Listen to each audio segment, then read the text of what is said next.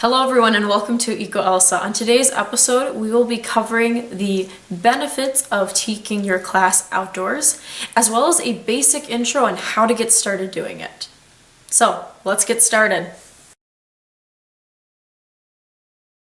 The benefits of taking kids outdoors can be grouped into two areas: the education benefits and the health benefits. Since the main focus at EcoElsa is on the education and getting kids outside learning, we're going to talk about the education benefits first. For starters, as you know, there are multiple intelligences, which means students learn better different ways. Currently, there are 9 multiple intelligences. They are spatial and visual, kinesthetic and physical, so being active, musical and rhythmic, interpersonal, so being social, talking with other people, intrapersonal, so being by yourself and reflection, existential or spiritual, so learning through your spirituality, mathematical and logical, so a lot of numbers focused, verbal and linguistic, so this is through like reading, and lastly, naturalist, so learning through nature. Additionally, when you're teaching outside, it's easier to do cross-curricular learning or to hit multiple standards and subjects. Especially if you're an elementary ed teacher, you might be trying to find more ways of cramming subjects in. You guys have a lot of standards you need to meet. So taking your class outside, you'll be able to hit more standards and help your students learn things better as well by hitting the multiple intelligences. Environmental education, usually, at least what I've found in most of the states I've worked, is not its own standard that is required by the state for teachers to include in learning. So what that means is how they have to include it is with other standards or other areas. So a lot of times it falls on science teachers to include environmental education with other subjects that they're learning. So one of the last benefits, big ones, of taking your class outside is difficult students. A lot of times what I've found as an environmental educator is that before a school group comes, we either get a note from the teachers or we'll get pulled aside and be let know about difficult students. This can be a student that can be challenging behavior-wise in the classroom, or maybe they have a learning disability of something, or something that we need to keep in mind while we're teaching them. Now, parents, hang on a second. It's really a great thing that the teachers and you guys let us know about these things ahead of time, because when we know these things about your student, it allows us to teach your student to the best of our ability so that we can make a fun class for them as well. We're just trying to do our best here, and that's why we share this information. The students never hear anything about it. Now, what we usually find, what I've usually seen, is that these students that tend to be a little bit more challenging in the classroom, you get them outside and they actually can be like the most amazing students ever. Like, they're super fun, they're very active, they're very into the games and the learning and the activities. Maybe they ask a ton of questions and they really just dive into the material. Or maybe even they become a helper. They want to help all the other kids gently roll the logs to not hurt the little critters living underneath. Like, some of these students that the teachers come and tell us, like, hey, can be a more challenging student, actually turns out to be one of the best students outdoors. Now, this isn't always the case. I'm not going to make any guarantees that all your problems are going to go away, teachers, but give it a chance. Don't be starting to think in your mind like, but what about the challenging student in my classroom? Aren't they going to be crazy when I go outside? Because there's a chance they might not. As long as you set the tone right away that you are in charge, that you're going to have the same rules outside as you do in the classroom, you should be able to handle the students outside. And if not, you're the one who sets the consequences for those things. So keep that in mind. In addition to the standards you might be covering outside, there's a lot of other skills that your students can develop while outdoors. This includes things like sense of self and self-esteem. Going outside can be an escape for your students that allows them to really begin to understand the things that they value and the attitudes they have about the world around them, so they can start to develop their sense of their self. Independence and confidence. By being outside, they begin to notice their own strengths and weaknesses and address those things.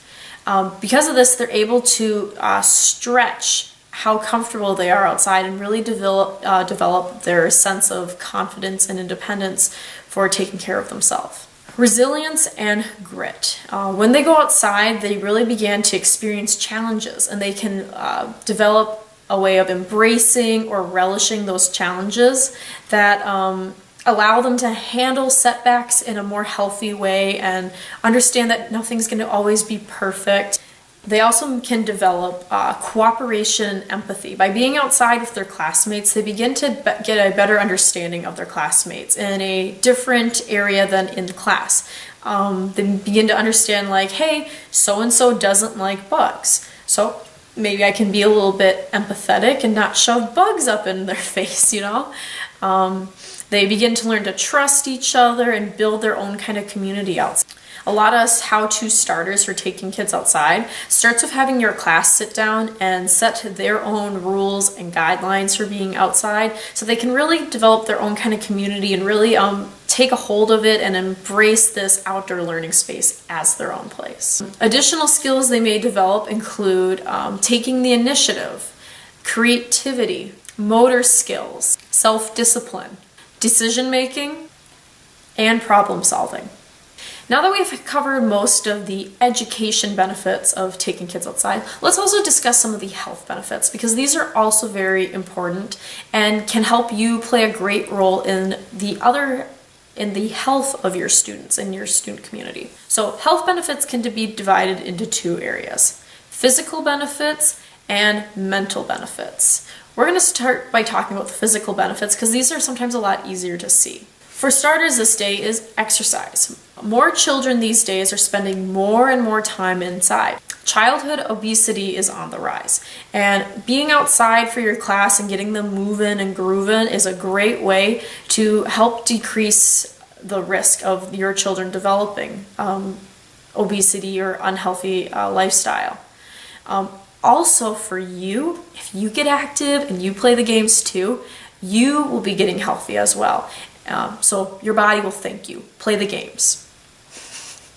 Additionally, there's a decreased risk of diabetes, decreased risk of asthma and other respiratory disorders, and increased heart health of being active. Also, if vitamin D, which is very important for the development of our kids. So just make sure if you're anywhere where it's hot and sunny that you're putting that sunscreen on, especially the southern states. The last benefits are your mental benefits, and these include a lot of things. There's been a lot more research being done in recent years on these mental health benefits of taking kids outside. So I'm going to list off some as follows, but included in a link below is a blog post I have written all about the health benefits of taking kids outside. One of the things students can develop is an increased focus. This is due to them being outside and being really exposed to a lot of different things that are riding for their attention, all their different senses, their sight, their hearing, their smell, hopefully not taste, unless it's in a safe way, hopefully not taste, but all these different senses vying for their attention. And because of this, they begin to learn how to focus in on things. And this is also linked to a decrease in ADD and ADHD in students, which is becoming a really big thing for our kids and might really help you out in the classroom if you can help decrease some of these things in your students, or help them find ways of managing them better. Being outside is also linked to a decrease of stress. Now, this kind of depends on what you're doing. If you're sitting quietly for students outside and reflecting, this might help them calm down a little bit. But you never know, maybe having them run around in circles and screaming can really help get the stress out of their bodies. So you won't know until you try it. A decrease in the risk of developing depression or anxiety. Two more things that unfortunately are becoming more common in the world we live in. So by being outside, it helps increase endorphins from being active and helps kids calm down from walking in the woods. It's just peaceful. So there's a lot of things that go into helping these two things as well. Additionally, for you as adults being out in the woods, there's links to a decrease in the risk of dementia and Alzheimer's by being outside and being active as well. So good things to keep in mind. So once again, if you want to learn more about the health benefits of taking your class outdoors, check the link below. It'll bring you to my blog post all about this subject and links to even more articles all about this, okay? So now we're going to cover some of the basics for how to take your class or your kids outdoors. This is just going to be a quick intro to get you started thinking about these things before next week's video that's on how to plan an outdoor class. You want to start with a subject, an activity that you feel comfortable with, and in an area outside that you feel comfortable teaching in. You want to make sure that you are comfortable and you're relaxed, you feel in control. That way your kids will be feeding off of that energy and not you stressed out, panicked, and they get all crazy, right? So you need to be comfortable with what you are teaching. So pick an activity, pick a subject that you feel very comfortable teaching outdoors, because you might not have some of those resources that you rely on usually for other subjects like Google, okay? Make sure to ease into teaching outdoors slowly.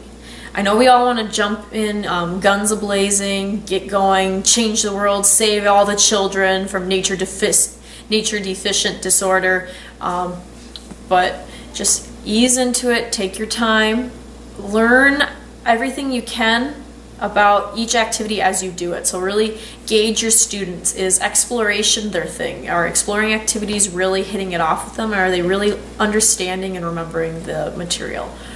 Or do they need some more games in the beginning? So really learn how to gauge your students to make sure you are doing the best class outdoors that you can be doing. Lastly, if you have any experience taking kids outside, maybe you've taken your class out before, maybe with your own children, please comment below what some of those benefits were that you noticed firsthand to share with the whole EcoElsa community so that we can all learn from your wisdom as well. So thanks for stopping by, guys. As always, new videos are posted on Wednesday. So if you like this video, please click the like and the subscribe buttons below. As well as if you want to be notified the minute my videos are up, please click the little notification bell button below. Until next time, I hope you all have an awesome, amazing week and you get your kids outdoors. So be safe, learn lots, have fun.